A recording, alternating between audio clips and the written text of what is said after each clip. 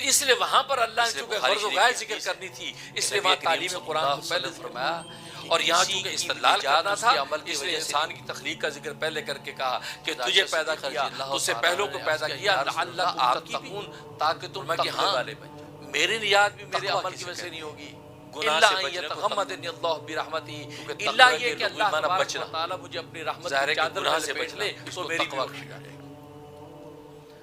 حضرت عائشہ صدیقہ رضی اللہ تعالیٰ نے سوال اس لیے کیا،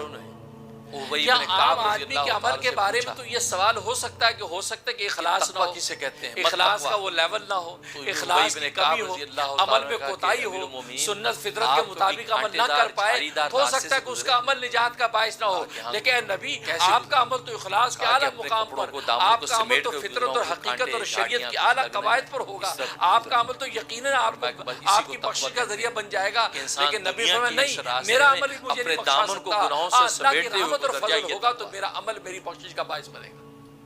چھوٹے گناہوں بڑے گناہوں ہر طرح کے گناہوں سے اپنے آپ دامن کو سمیٹتے یہ سبب ہے بخشش کا،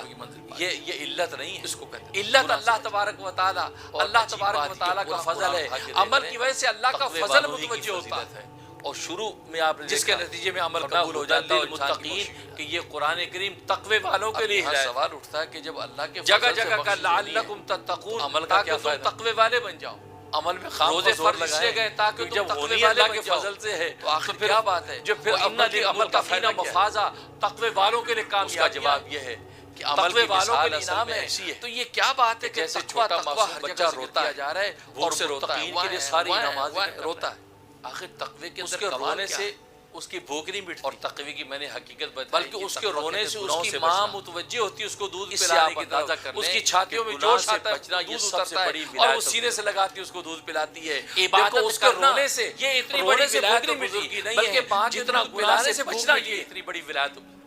بالکل اسی طریقے سے گناہ انسان سے کا بچنا عمل یہ ایسا اصل ہے کہ جیسے اپنے رب کے دربار میں رو رہا ہے، عبادت کرنا تو بس جب وقت روتا ہے تو رونے کے نتیجے میں جیسے ماں کی ممتا روزہ بھی رکھ لیتا ہے، زکات بھی دے دیتا ہے، حج بھی کر لیتا ہے، لیکن اپنے نفس کے نتیجے میں شیطان کے ورغلاوے کے نتیجے میں جو گناہوں کے لذتوں کے حصول کی طرف جو دوڑتا ہے اس سے رکنا یہ ہے۔ تو اصلی عمل کو اگر چھوڑ دیا تو پھر ایسے ہی کہ جیسے بچہ رویا نہیں، جب بچہ روتا ہے تو ماں بھی سوچتی ہے کہ چلو پڑھا ہے دو چار کام اور علمت وہ بھی دوسری پلاتی ٹائم پہ، مولانا لیکن جب وہ روتا ہے اب جلدی سے دوڑتی جو اس کو گناہ دودھ سے پلا دی، سارے بچ کام چھوڑ کے، اس کو تو ولایت بالکل تو اسی طریقے سے اگر عمل چھوڑ دیا صرف 5 اللہ وقت کا کی فضل نماز پڑھی، متوجہ نہیں رمضان ہوگا، کے روزے اللہ کے رکھے، فضل کو فرض زکات ادا کر دی، عمل حج ضروری فرض ہو ہے، کے تو عمل حج کر کرے لیا، گا، فضل اس سے زیادہ اس کی زندگی کی کوئی عبادات کا پہلو نہیں ہے، لیکن چھوٹے بڑے گناہوں سے بچنا ہے، فرمایا کہ اس سے بڑا ولی اس لیے